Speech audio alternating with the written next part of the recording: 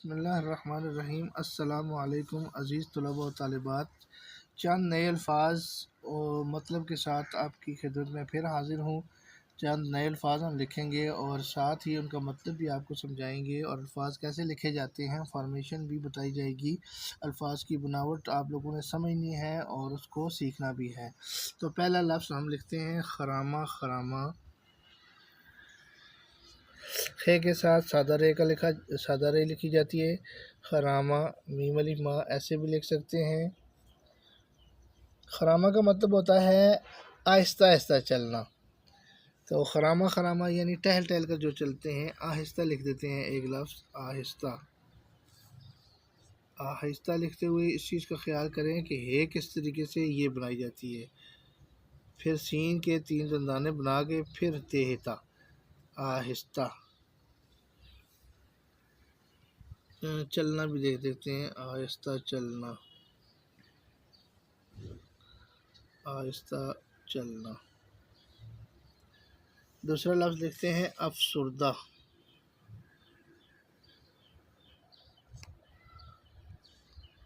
ये सीन के बाद सादा रे का इस्तेमाल होगा। अफसुर्दा का मतलब होता है नाखुश, गमगीन, परेशान। तो गमगीन लिखते हैं कि गमगीन कैसे लिखा जाता है। गमगीन, ये गमगीन की बनावट इस तरीके से बनेगी।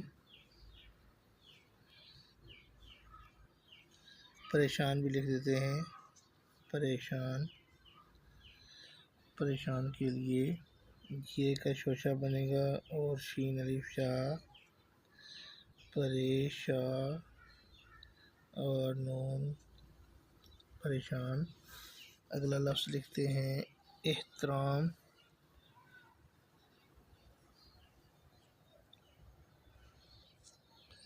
एहतराम का मतलब होता है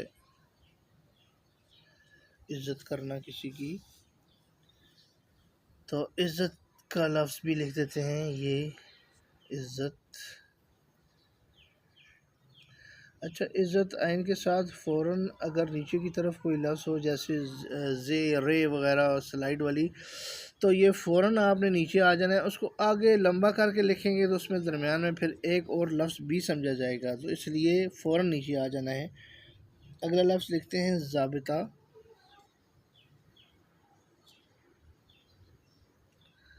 ज़ाबिता जो है वो कायदे कानून को कहते हैं। उसूल को भी कहते हैं, उसूल लिख देते हैं।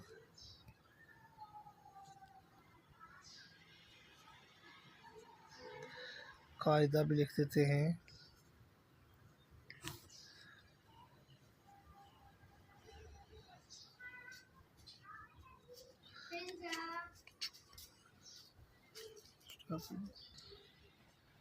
कायदा का लफ्ज़ हमने लिखा है कायदा कानून, यानी कि ये तो उसूल, ज़ाब्ता और कायदा कानून एक ही लफ्ज़ के लिए बोले जाते हैं, एक ही इसका मतलब होता है। तो एक और लफ्ज़ होता है झींप कर। झींप का मतलब होता है शर्माना। झींप जब लिखेंगे तो ऐसे लिखेंगे, इसके साथ हे का इस्तेमाल भी होगा। ये के लिए शोशा बनेगा ऐसे, ये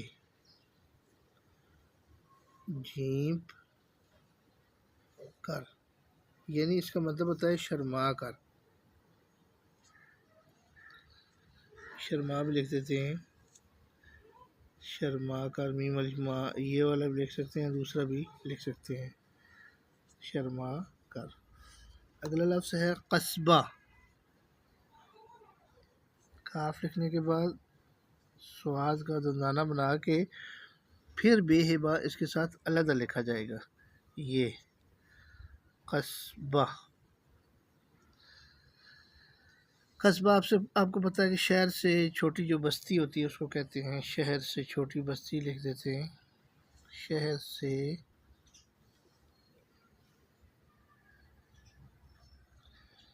छोटी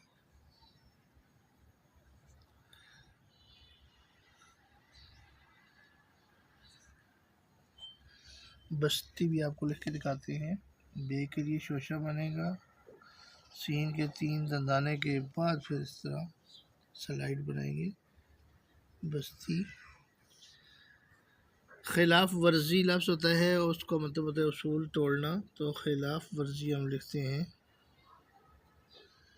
कानून की खिलाफ वर्जी भी होती है, कायदा कानून खिलाफ वर्जी।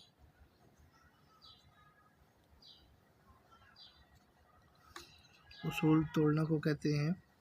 आगे लफ्ज़ लिखते हैं खारदार।